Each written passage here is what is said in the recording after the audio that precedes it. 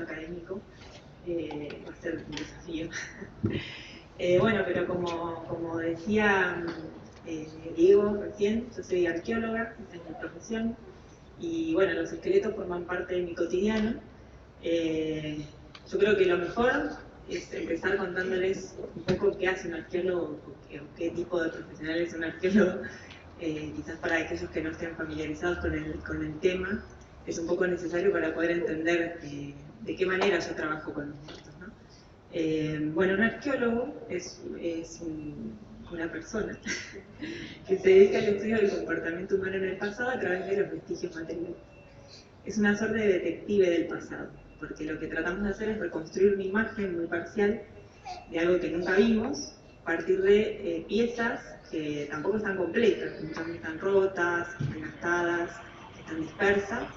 Entonces tratamos de generar una imagen y encima de esa imagen le queremos como dar movimiento, ¿no? Es como si quisiéramos hacer, armar una foto y después hacer un video con esa foto y todo con estas piezas que están como bastante sesgadas, ¿no? Bueno, eso es el registro arqueológico. Es una cosa bastante creativa, ¿no? Por como se lo estoy contando, porque hay que hacer un ejercicio ahí de mucha imaginación. Y bueno, y dentro de la arqueología hay un subcampo, una subdisciplina que llamamos bioarqueología, que se dedica justamente al estudio de los esqueletos, de los restos óseos humanos. Y lo hace desde una perspectiva teórica que se ha denominado biocultural, que justamente tiene como objetivo analizar los esqueletos, pero de manera de conservar una perspectiva poblacional que permita contemplar además la relación dinámica que existe entre las poblaciones humanas, su biología, la cultura y el ambiente. O sea, no analizamos el esqueleto como un individuo de que queremos conocer determinadas características biológicas como su edad o el sexo, sino que nos interesa más tener esa información, pero a nivel de población. Por eso analizamos varios esqueletos en conjuntos en sitios arqueológicos, para poder, por ejemplo, saber si esa población estaba en crecimiento y si ese crecimiento demográfico tenía que ver, por ejemplo, con un cambio en la subsistencia, como ocurrió cuando se introdujo la agricultura, ¿no? Este es un gran hito en nuestra historia y bueno, es algo que nos interesa mucho a los arqueólogos, el tema de la agricultura. Entonces, bueno, no analizamos esqueletos como individuos, sino que nos interesa esta perspectiva más poblacional, ¿no? Y estamos tratando de generar esta interacción entre diferentes cosas. La bioarqueología es muy interdisciplinaria porque usamos conocimientos de un montón de líneas. Nos apoyamos mucho en la biología, en la química, bueno, también necesitamos tener información sobre el ambiente, sobre el entorno, entonces trabajamos con gente que se dedica a conocer el paleoclima, a conocer el ambiente. Cosas de la medicina también entran acá, o sea, hay mucha interdisciplinaridad en la bioarqueología. Bueno, siempre que uno habla bueno, se va viendo un poco mejor, me parece, ¿no? Voy cobrando esperanza. Bueno, siempre que uno habla de esqueletos humanos, se mete como en esta camisa de 11 varas de que estamos trabajando con personas, ¿no? Eso tiene toda una cuestión ética detrás, que siempre es necesario retomar y que quizás ahora se está instalando un poco más en nuestras agendas de investigación, sobre todo porque los esqueletos también están formando parte de pedidos de restitución por parte de las comunidades de pueblos originarias y que son pedidos legítimos que uno también necesita poder abordar y tener en consideración al momento de generar sus investigaciones y no apartarse, ¿no? de la comunidad. Uno como científico a veces suele tener como cierto hermetismo para algunas cosas y bueno, y los restos humanos son un objeto de estudio que en realidad para otras personas no es un objeto de estudio, justamente siguen siendo personas. En esa entidad uno tiene que tener siempre presente el trato digno y respetuoso que requiere y aparte poder tener esta apertura al diálogo para estas cuestiones de poder generar procesos de restitución que sean adecuados, que sean idóneos, que sean respetados. Así que bueno, es parte también de la bioarqueología contemplar estos aspectos más éticos del trabajo, que bueno, que vamos aprendiendo sobre la marcha cómo abordarlos, ¿no? Una forma de por ahí entender mejor esto de la bioarqueología se hace por ahí contando un estudio de caso. Entonces lo que yo vengo a traer hoy es eso un poco, es un estudio que realizamos en un sitio arqueológico del área donde yo vivo.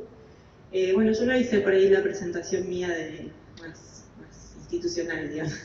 Yo soy de San Rafael, vivo en San Rafael, y soy del instituto que es el IDBEA.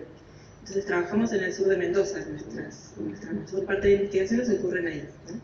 Y este sitio, que se llama Ojo de Agua, que es un sitio fabuloso que acabamos en el 2016, es un sitio que queda muy cerca de Malargüe.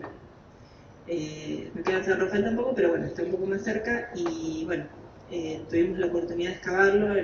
Primero las excavaciones comenzaron en el 97. Acá hay una colega que me encontré que estuvo en esas excavaciones, es un sitio que seguramente ya va a recordar.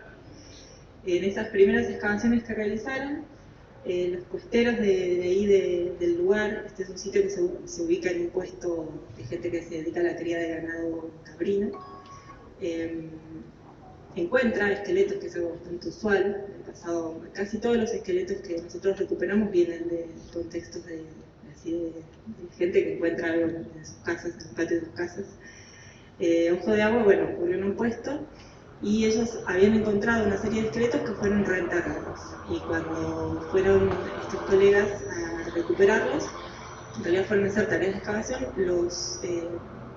la gente de ahí, la familia, les comentó que estaban estos restos ahí y bueno, y los excavaron y los llevaron al laboratorio.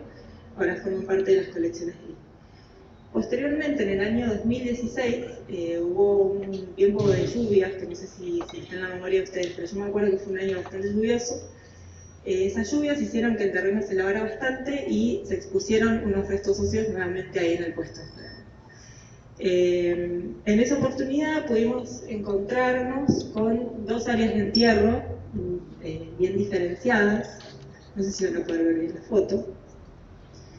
Pero bueno, en definitiva, tenemos una proximidad de 5 metros, no hay mucha distancia entre una y otra, pero nos encontramos dos patrones de entierro muy diferentes, muy distintivos. Por un lado tenemos entierros primarios. Los entierros primarios son los que ocurren inmediatamente después de la muerte, se inhuma el individuo y no se vuelve a hacer ningún otro tipo de intervención. Y después también tenemos entierros secundarios que ocurren en la misma área donde están inhumados estos entierros primarios. Hay también entierros secundarios, que son entierros que suceden de manera secundaria justamente después de que son enterrados. En un momento se desentierran y se preparan, se arman paquetes funerarios, desarticulando los huesos, preparándolos como en una especie de paquete o de bolsa que se hacía con cuero, se pintan con ocre. Hay todo hay muchos en realidad estudios realizados en torno a eso que describen muy bien cómo es la práctica del entierro secundario. Bueno, y en esta cuadrícula, en esta área de excavación, encontramos esas dos cosas, ¿no? Dos patrones de entierro en el mismo lugar, con una diferencia bastante clara. Y en la otra cuadrícula también encontramos un patrón de entierro secundario donde hay muchos individuos, que no sé si lo pueden llegar a ver en esta imagen, pero más o menos lo que estoy mostrando es lo que encontramos en esa otra área de excavación, que son varios individuos mezclados. Algunas partes están en posición anatómica, están articuladas, pero otras están donde no deberían estar. Los cráneos están agrupados en un sector, los huesos largos en otro. Hay como toda una intencionalidad en la forma, ¿no?, en que se están inhumando estas personas. Y para sumarle como un carácter también distintivo a este sitio, pudimos recuperar junto a uno de los individuos cuentas de collar y otros ornamentos que forman parte como de la juar, diríamos, que es algo que no siempre sucede y que a nosotros nos generó mucha fascinación porque hay como un carácter como especial que se le ha dado a ese individuo por haberlo inhumado con estos objetos, ¿no?, que son tan difíciles en su manufactura y en su y bueno, y bonitos aparte, son unos objetos muy preciosos. Acá están las cuentas, son de turquesa y hay un grupo de como ornamentos que se encontraron junto a una de las manitos de esta persona que son de sílice también, otra materia prima. Y uno de los individuos, que es el que se encuentra en posición extendida, que es uno de los más completos, los esqueletos más completos, estaba inhumado junto con un subadulto de más o menos 3 meses, un bebé, que estaba puesto como sobre su pecho. Que en esta foto se ve un poco, ustedes lo ven, yo lo veo. Pero bueno, es como una asociación bastante inquietante, ¿no? Que no sabemos todavía si hay una relación de parentesco, pero hay una relación concreta en cuanto al físico, ¿no? Estaba puesto sobre este otro individuo adulto. Entonces uno piensa, bueno, ¿por qué esta diversidad en las prácticas no mortuorias? ¿Qué es lo que está pasando en estos grupos? ¿Son grupos diferentes que están marcando algo de su identidad, diferenciándose unos que otros, utilizando estas prácticas diferentes para inhumar a sus antepasados, a sus muertos? ¿Hay alguna cuestión cronológica? O sea, ¿son poblaciones que están separadas en el tiempo o estamos viendo mucha diversidad al interior de una misma población? Que también es algo que podría ocurrir. Bueno, algo que nos ayuda mucho es conocer la cronología, y eso lo hacemos a través de las dataciones radiocarbónicas. En Ojo de Agua tenemos un fechado de este primer grupo de individuos que se recuperó en el 97.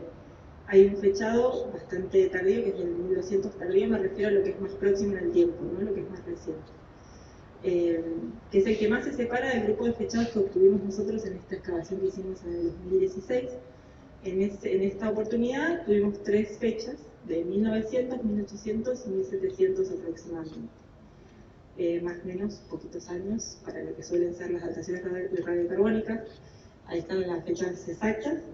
Y lo que vemos es que en realidad están bastante acotadas en el tiempo estas inhumaciones. O sea, son en el tiempo arqueológico, diríamos, es muy poco el tiempo que ha pasado entre una y otra, ¿no? Entonces estaríamos hablando de casi algo contemporáneo, digamos. Y lo curioso también es que estos entierros primarios, que están en cuestión extendida, están cronológicamente ubicados en el medio entre las inhumaciones que son secundarias, ¿no? Entonces hay como todavía una cosa como más misteriosa con respecto a estos individuos que tienen los abonos corporales y que son subadultos junto con adultos, que están justo en el medio, a nivel cronológico, que bueno, que nos invita a pensar, ¿no? A curiosear todavía más en qué pudo haber estado pasando con este grupo de personas que habitó este lugar. Y bueno, no me voy a adelantar, ya les voy a contar por qué también es importante la cronología que obtuvimos en ese sitio. Esto es más o menos para mostrarles, esto es medio ñoño, para mostrarles más o menos cómo uno trabaja y representa lo que encuentra en los sitios, ¿no? Estos son dibujitos esquemáticos de las partes esqueletales que están representadas por individuos en ese grupo. Los de arriba, que son los más completos, no sé si llegan a ver, que son los que tienen más color, son los individuos que encontramos en esta posición primaria, con esta modalidad primaria de inhumación.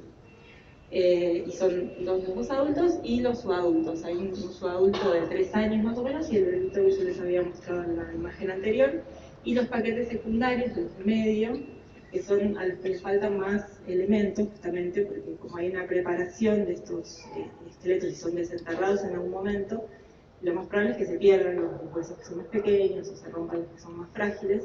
Entonces hay un sesgo ahí que es propio de la modalidad de inhumación, ¿no?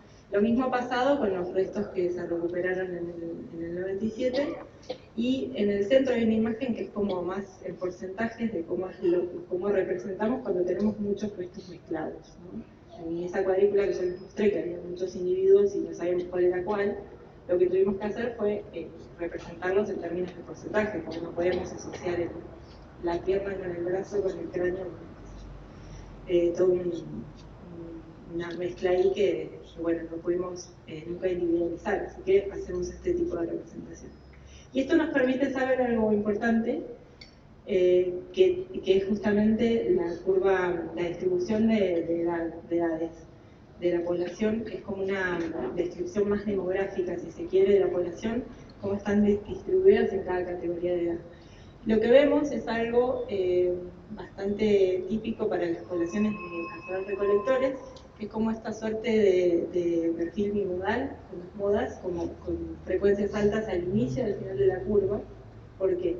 Porque los individuos que son más susceptibles de morir son justamente los más pequeños, los más jovencitos, que están alrededor del primer año de vida o entre 1 y 5 años, y los más viejos, los que tienen más de 50 años, de acuerdo con nosotros.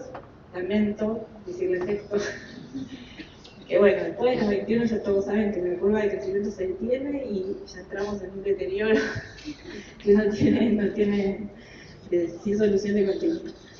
Así que cuiden mucho sus cuerpitos, eso que queda. Bueno, y esta es una parte que a mí me gusta mucho. Es como la parte más química del asunto. Y bueno, y acá viene un poco también a entenderse por qué la cronología de este sitio es tan interesante. ¿Qué pasa? Algo que yo por ahí no enfaticé mucho al inicio, pero es que los grupos que ocuparon el sur de Mendoza fueron principalmente cazadores recolectores.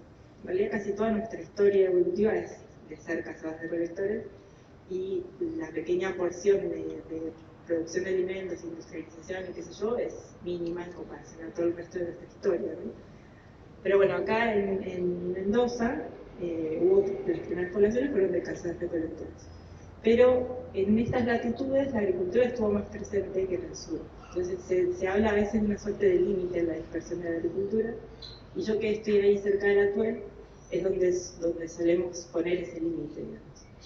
Y es ahí donde encontramos un poco de maíz en algunos sitios, pero bueno, ¿hasta qué punto ese maíz fue trascendente para las poblaciones que habitaron ahí? ¿Hasta qué punto ese consumo no era algo como ritual o una cosa de estatus y era algo como que formaba parte de su cotidiano? ¿Hasta qué punto se producía? ¿Cuánto impactó ese nuevo recurso en las vidas de estas poblaciones? Es como una gran pregunta arqueológica el tema de la agricultura. ¿Por qué? Porque inaugura un montón de otros cambios que se suceden después en el tiempo y que hacen a lo que hoy somos como sociedad, ¿no? Ese fue como el granito, dejar de tener una actitud más extractivista con respecto a la naturaleza sin intervención, a pasar a tener una intervención total y cada vez más invasiva, hasta bueno, la sociedad que conocemos como la conocemos hoy. Así que bueno, la agricultura para mí es un gran tema y es algo que nos inquieta mucho a los arqueólogos. Y una forma de explorarlo es a partir de la alimentación, y una forma de explorar la alimentación es a partir de los isótopos estables. ¿Qué son los isótopos estables? Por ahí ya muchos lo saben. No son los isótopos de Springfield, pero bueno, tiene que ver porque está en el dibujito de las camisetas. Bueno, un isótopo es una variante de un elemento químico que está determinado por el número de neutrones que hay en el núcleo, que eso hace así, a su vez, que cambie el peso a nivel atómico, ¿no? Yo les traje acá un esfuerzo de producción.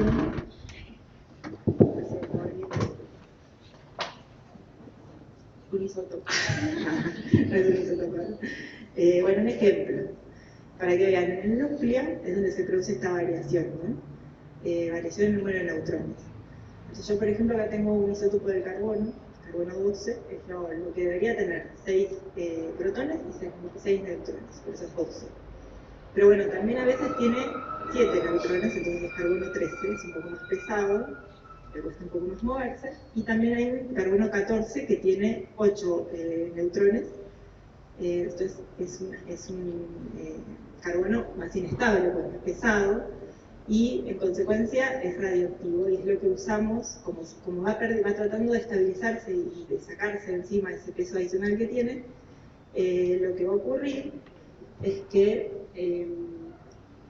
se vaya degradando en el tiempo. Y eso ocurre a una tasa que es constante y que es medible, y eso es lo que nos permite a nosotros datar radiocarbónicamente. Bueno, el carbono 14 es un isótopo.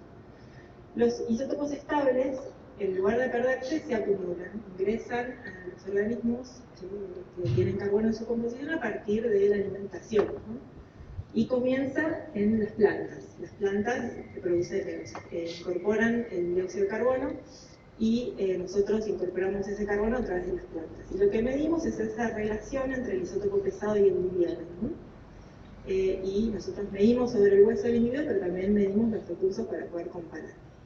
Dio casualidad que el maíz tiene una señal isotópica muy característica porque tiene una vía fotosintética distintiva que es la C4. Y se diferencia de las plantas C3, que son como las más comunes, diríamos. Entonces usamos esta señal, esta huella que nos deja el maíz, para poder detectarla en los esqueletos que nosotros tenemos y hacer estas estimaciones sobre la dieta. Y acá lo que nos encontramos en Ojo de Agua es que los valores de carbono, que es del isótopo que les estuve contando, están muy próximos, sobre todo los que tienen que ver con la dieta total, porque hay como dos estimaciones que se hacen sobre una dieta proteica y una dieta total que incluye carbohidratos, lípidos, proteínas, bueno, en este gráfico vemos eso y vemos que hay como cierta proximidad de los individuos de Ojo de Agua a lo que uno esperaría para una población que está consumiendo maíz de manera importante, y a su vez tiene valores de nitrógeno bajos, que el nitrógeno nos cambia en la cadena trófica, se va como enriqueciendo, valores más altos indican como un nivel más alto en esa cadena, y nos habla mucho de la ingesta en términos de carne, de proteína. Entonces lo que vemos son valores bajos y también lo que uno esperaría ver si hubiese una dependencia fuerte del maíz, ¿no? Pero bueno, hay algo desconcertante que pasa en la parte del colágeno de la dieta proteica, que todavía no podemos terminar de descubrir bien, porque es como si estuviesen consumiendo también mucho vegetal. Es algo que no cierra mucho con una población ahí, que su dieta esté tan basada en, no sé, maíz y algarrobo, por ejemplo. Es como una dieta un poco flojita. Pero bueno, eso es lo que les quería comentar sobre Ojo de Agua. Y bueno, y contarles también que estamos en esta transición hacia la restitución, aprendiendo un poco de situaciones previas, antecedentes, y bueno, y esperamos que en algún momento estos restos vuelvan a su lugar original, a volver a disfrutar de estos paisajes maravillosos. Y bueno, y agradecerles a estos esqueletos que nos han hablado en sus términos y nos han permitido conocer un poquito más sobre nuestro pasado. Bueno, muy agradecida de que nos hayan escuchado, sé que es un poco denso por ahí a veces. Así que bueno, muchas gracias y eso es todo.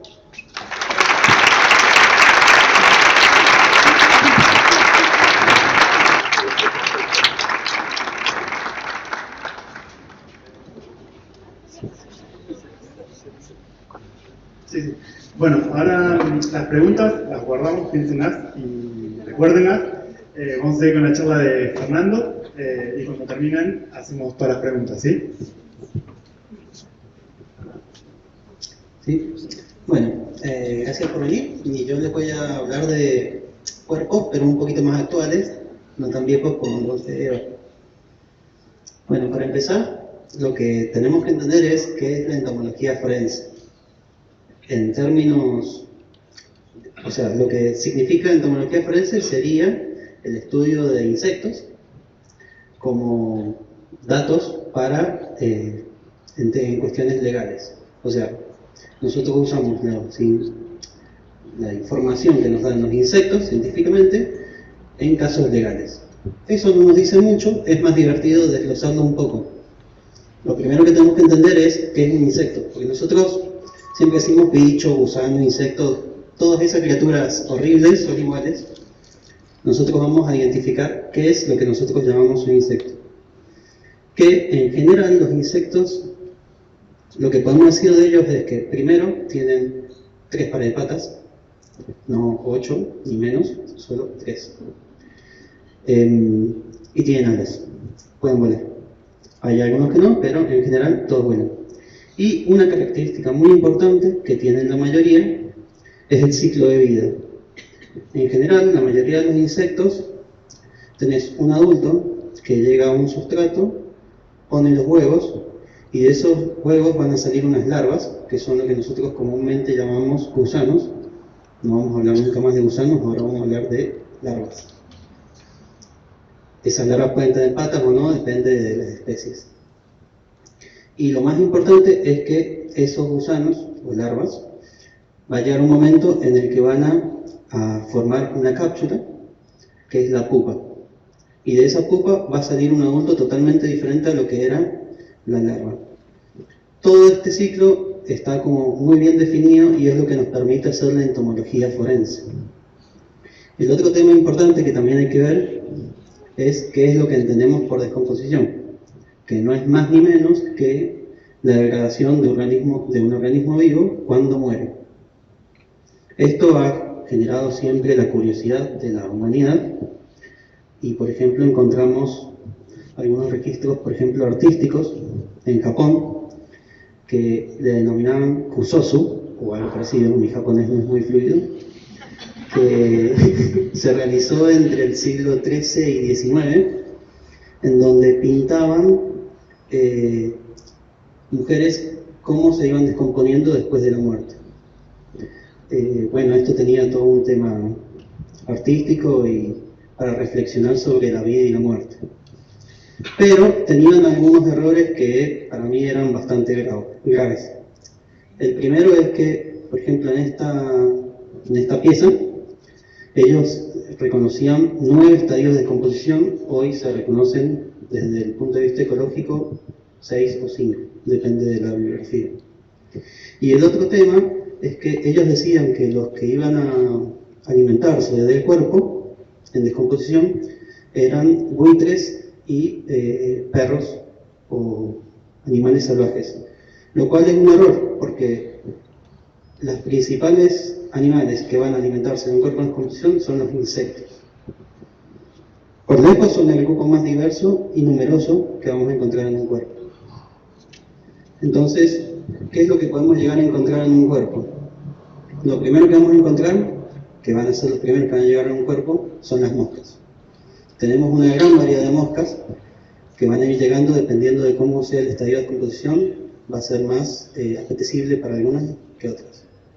Por ejemplo, tenemos los califorios, que son las típicas moscas metalizadas que uno ve en la casa. Puede que hayan estado en un cuerpo antes de apoyarse en la comida. Tengan muy cuidado. Tenemos los grupos también como Múcides, que son las típicas moscas que encontramos también en la casa. Fania, que son las moscas de la humedad, creo que te dicen mosca potera, que están en los baños. La mosca del baño. Sarcofagia, que son los moscardones grandes. Fóridos, que son las moscas del queso. Piofilia, que son las moscas del cementerio. Forie, las moscas del cementerio, y Piofilia, las moscas del queso. Dependiendo de qué recursos se alimenten, es en qué etapa de la descomposición lo vamos a encontrar. Por ejemplo, los califorios están en las primeras etapas de descomposición porque se alimentan de tejidos blandos, mientras que por ahí Piofilia o Forie llegan a alimentarse de restos secos o de hueso. Sin embargo, también tenemos otro grupo importante que son los escarabajos. Y acá tenemos más variedad, porque acá no todos van a comer del cadáver, sino que hay algunos que se van a comer al que están comiendo el cadáver. Tenemos depredadores. Entonces se forma todo un ecosistema alrededor de la muerte. Y ahí el término de biodiversidad de la muerte.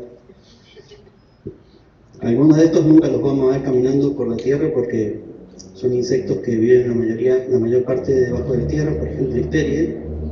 Son depredadores que generalmente están asociados a los nidos de hormiga, se alimentan de larvas de hormiga, pero aprovechan el recurso cuando aparece un cadáver porque se alimentan de las larvas de las moscas.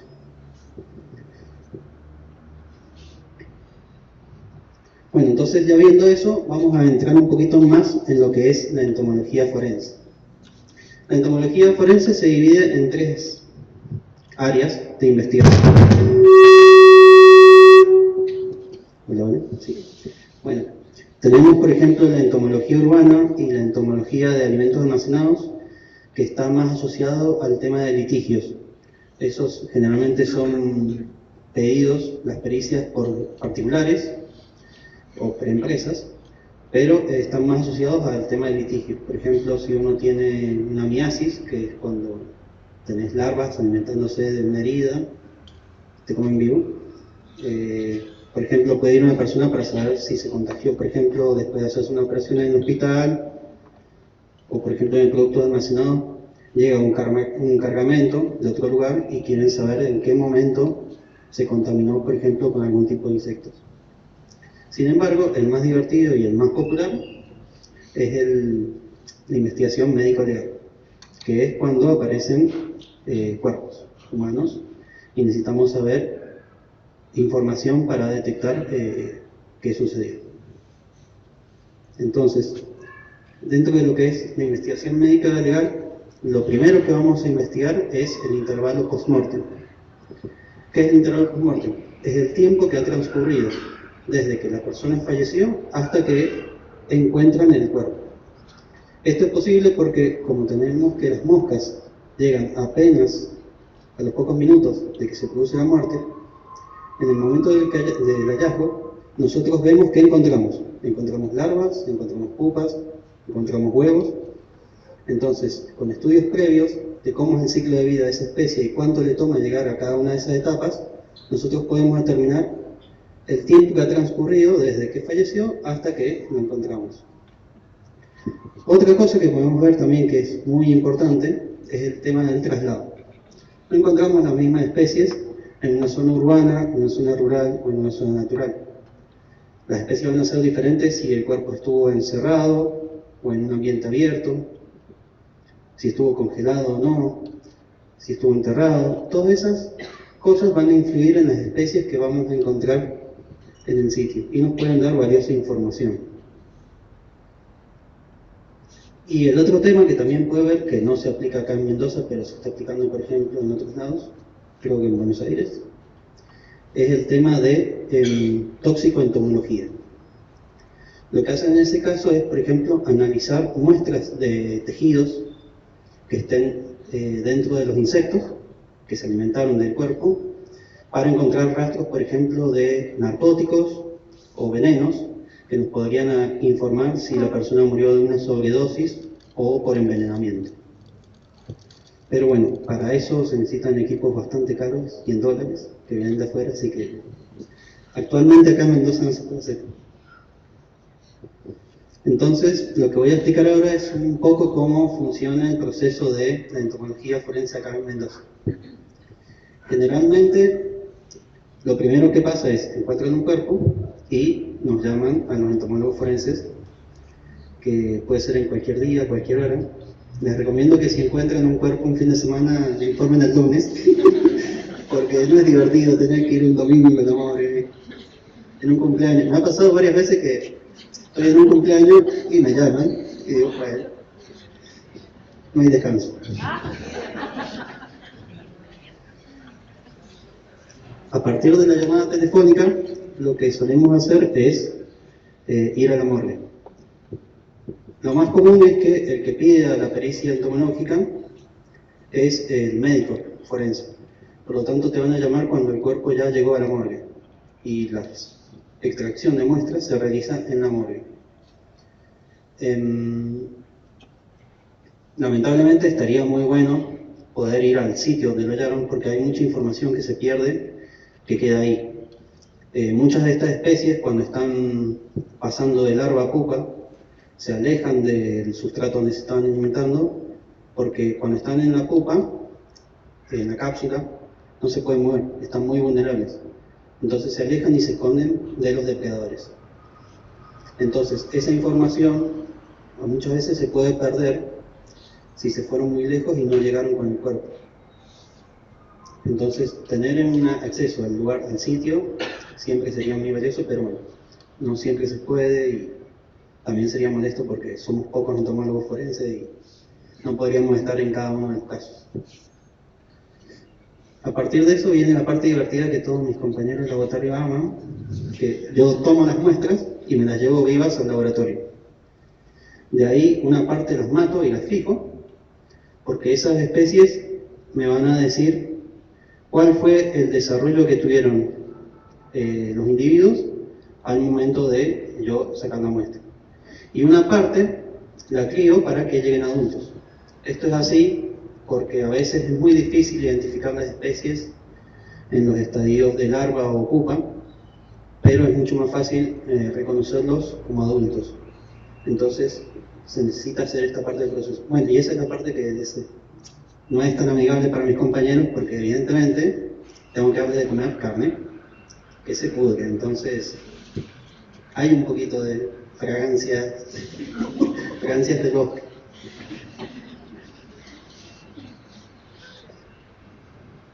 Bueno, y con suerte, después de todo esto, yo, una vez que se identifican las especies, Se hacen estudios, por ejemplo, se miden, la mayoría de las veces se miden, y con esas medidas y conociendo las temperaturas, se puede conocer el tiempo que llevó a esos insectos, a esas larvas, llegar a ese tamaño.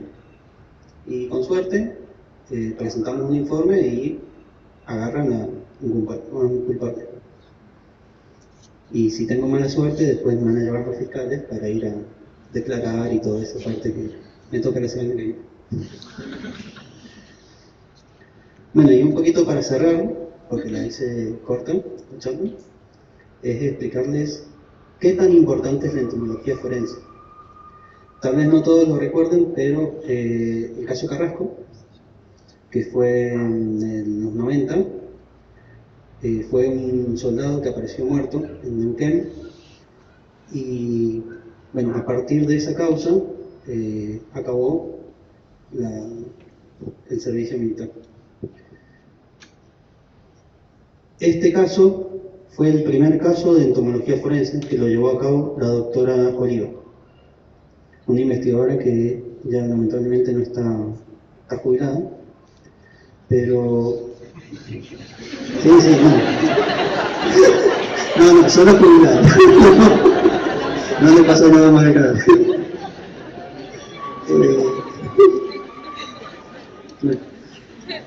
Y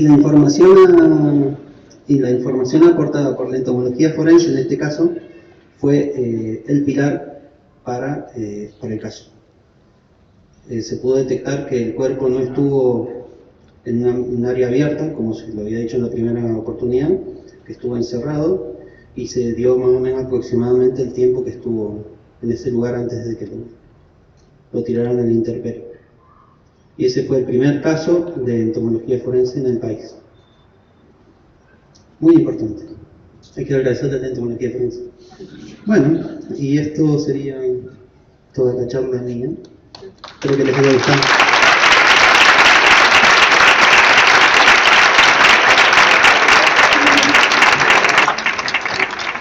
Bueno, ahora sí, damos lugar a un espacio de preguntas. No sé si alguien tiene preguntas tanto para Eva como para Fernando. Si se acuerdan de la charla de Eva.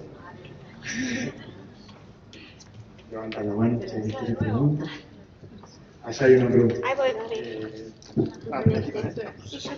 Sí, no va a llegar. Si no, o decila. Mira que te asusta. No. Hola, buenas noches. Quería preguntarte respecto de los elementos tan bonitos que dijiste que había, que no lo podíamos ver, pero que eran de materiales, de minerales. Los ornamentos. Sí. Claro, hay una parte que es de turquesa, que son las plantas de collar. Sí.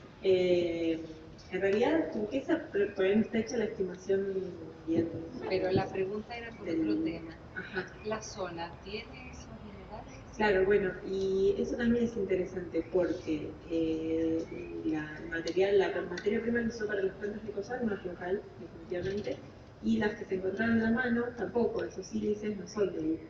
De hecho, un cristal de cuarzo que está bastante trabajado y no hay restos o sea, que nos hagan pensar que se manufacturó en el lugar, ¿no? Sobre esa simulación.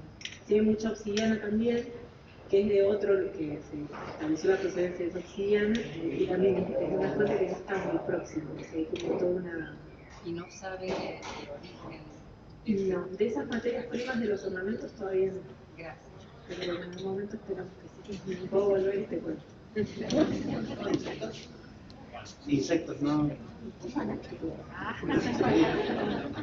a entomoarqueología. Claro, sí, siempre bien conocida la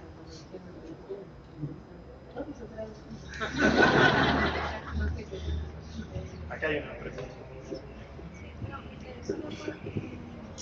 Lo que explicabas sobre la alimentación al último, que decía que maíz y vegetales solamente no era una dieta muy...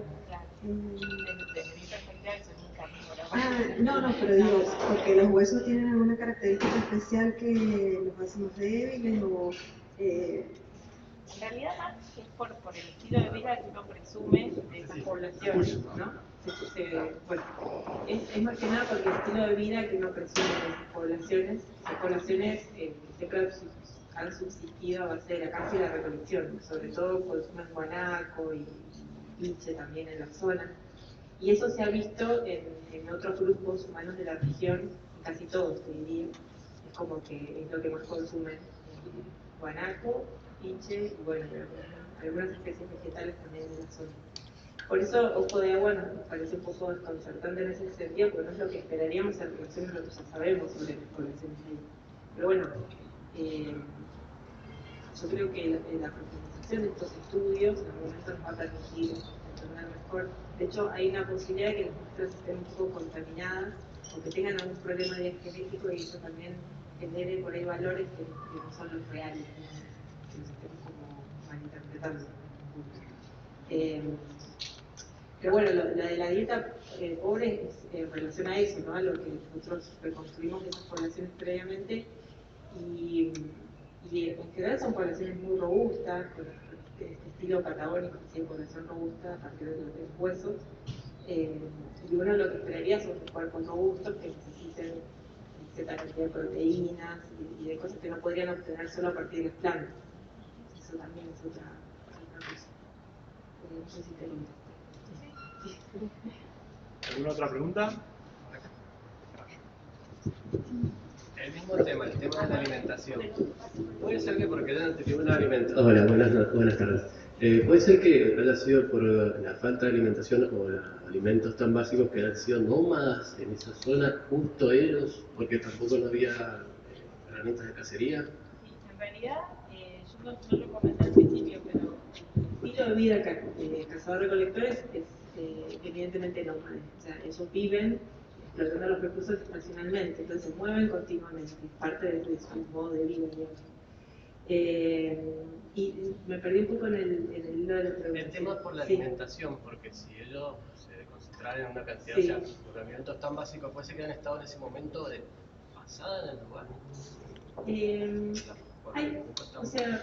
Hay una cuestión ahí del tema de la profundidad de las ocupaciones en ese sitio que nos hace pensar que son son acotadas en tiempos, pero también hay como una preocupación que se ha sucedido en varias oportunidades. O sea, el área se ha usado repetidamente y estas excavaciones que yo les comenté que se hicieron en el 97 también nos dieron como luz sobre este aspecto de que no se han ocupado en un momento solamente, sino que hay como una historia ocupacional ahí en el sitio. Y con respecto a esta idea por ahí de que hayan estado ahí y hayan usado como los recursos que había, eso es más o menos lo que quería decir. Sí, es probable, pero también, no sé, en la zona hay también guanacos y cosas que podrían haber consumido como carne. Entonces, por eso también nos parece informar lo que nos pide pública, eso es lo que nosotros deberíamos poder ver algo de eso. Y aparte, también lo del maíz es como un recurso que no está ubicado, digamos, es un recurso que o lo tenés que producir o te lo tienen que dar, entonces no es algo que medio como mi concepto pasado, digamos. Tiene que haber algo ahí más pautado, digamos. No sé. Hay muchas dudas. Bueno, Hay otra, no sé si va a llegar. No va. Ah, pero viene.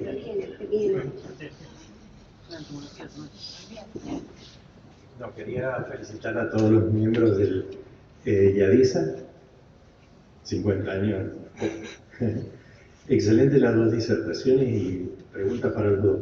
Eva, ¿cuáles serían los yacimientos arqueológicos que hay en Mendoza más antiguos, si se pueden visitar y si están protegidos por ley? Y para vos, que no alcancé a ver cuál fue el error de los japoneses en la descomposición del cuerpo que ellos habían interpretado. Gracias, muchas gracias. A ver, los sitios más antiguos es una pregunta muy difícil. Es como, ¿puedo comentar por ahí de mi área, por ahí más próxima? Claro, yo trabajo en el sur de Mendoza.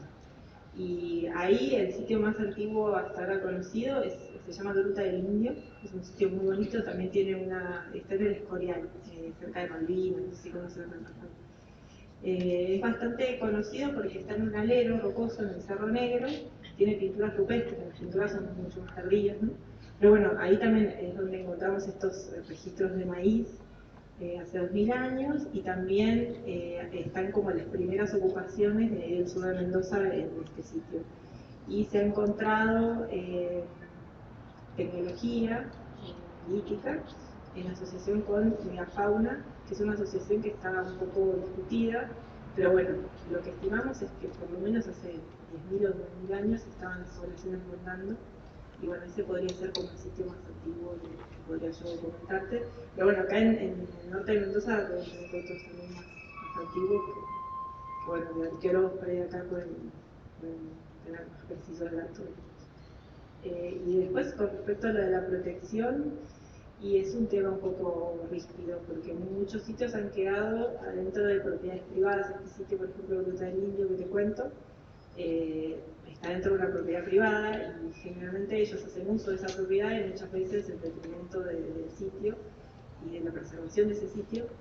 Entonces, bueno, es como una empuja constante por cómo lograr que, bueno, que el propietario pueda seguir haciendo uso de su espacio, pero que al mismo tiempo se pueda preservar este bien patrimonial que es de todos ustedes, de nosotros.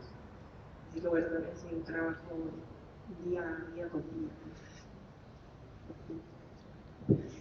Bueno, y mi problema con los japoneses es que deliberadamente no dibujaban, no pintaban los insectos que llegaban al cuerpo. Ellos decían que solo se lo comían los buitres y los perros. Cosa que yo me niego a creer que no había un bichito ahí que evidentemente no les gustaba ser consumidos por insectos. Claro, bueno, un detalle que no mencioné es que este tipo de arte surgía en Japón porque ellos no enterraban los cuerpos. Ellos los tiraban en las montañas y dejaban que se consumieran y que volvieran a la naturaleza. Entonces, por eso es que había mucho arte de pintar el proceso de la descomposición. Y me niego a creer, porque yo hice mi tesina en alta montaña, a que no haya insectos en alta montaña. ¿Alguna pregunta más? Bueno, a ver, acá. Tenemos primero allá levantaron. Son pobres que vengan. Después hay un para.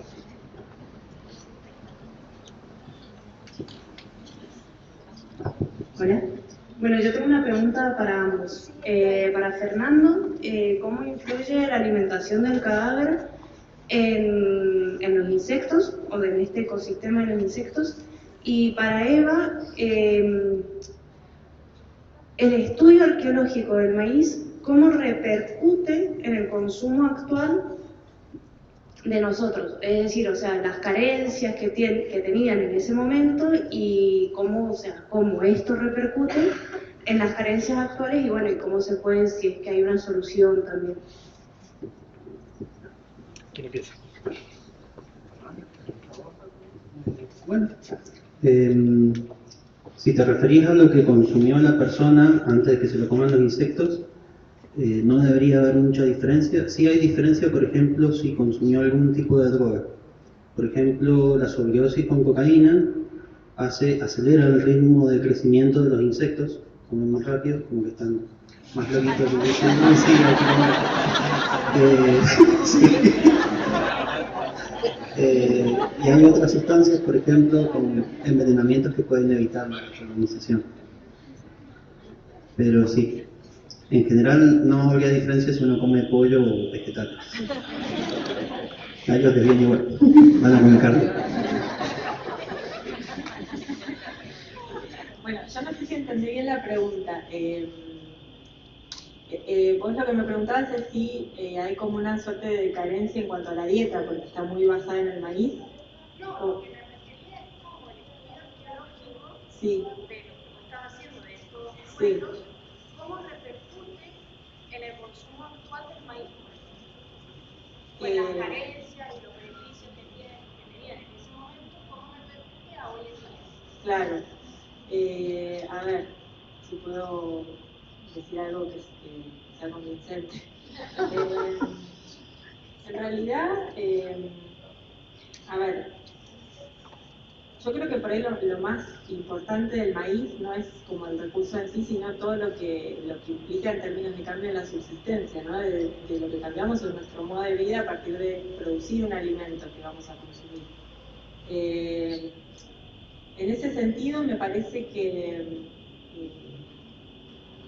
bueno, a un punto era necesario, porque las poblaciones en crecimiento están como en desbalance con los recursos por ahí que están disponibles naturalmente, y bueno, uno necesita poder reforzar un poco, bueno, recurre a ser un poco más intervencionista en la naturaleza y empieza a producir lo que necesita, ¿no? Y bueno, yo creo que arqueológicamente uno, o lo que nos permite este tipo de estudios es como, bueno, poder ver justamente que la situación de nuestra sociedad hoy en día es tal porque en algún momento esa población del pasado necesitó hacer este cambio en la naturaleza y en su subsistencia y empezar a producir, y bueno, y todos los cambios que vinieron después están un poco atados como a esa necesidad de producir su alimento. Bueno, igual no sé si va medio por ahí, pero bueno, es lo que se me ocurre ahora contestarte. Vamos a hacer una pregunta más y cortamos porque tiene que ir rápido. Son dos que bajaron. Bueno, son dos que bajaron. Tengo una pregunta para Fernando, ¿no?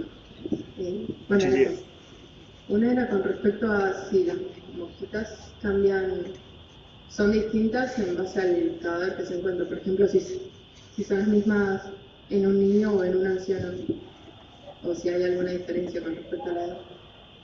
Y la otra pregunta, no me acuerdo.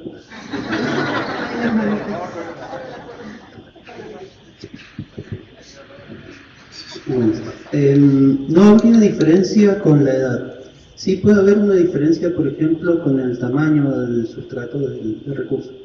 Por ejemplo, si vos comparás un conejo con un cerdito más grande, en general puede haber alguna pequeña variación en las especies que van a llegar, pero en general son las mismas.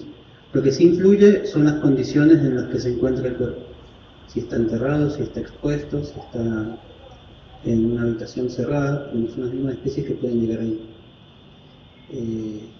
Por ejemplo, si está en un área rural, natural o urbana, o la época del año también. Esas son las condiciones que te van a afectar más las especies que van a encontrar, no tanto el volumen de alimento.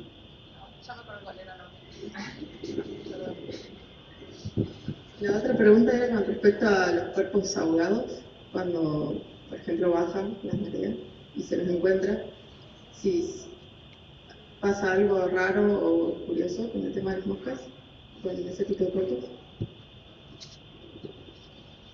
Ese es todo un tema de un área aparte, pero sí, en realidad el comportamiento que tiene un cuerpo es que en principio flota y puede tener una colonización diferenciada entre la parte que está aérea y la que está bajo el agua. Va a tener colonización de especies terrestres y colonización de especies acuáticas. Luego el cuerpo se hunde y vuelve a flotar después de un tiempo. Entonces, dependiendo de cómo haya sido el proceso, puedes tener tantas especies acuáticas como de terrestres, colonizadoras.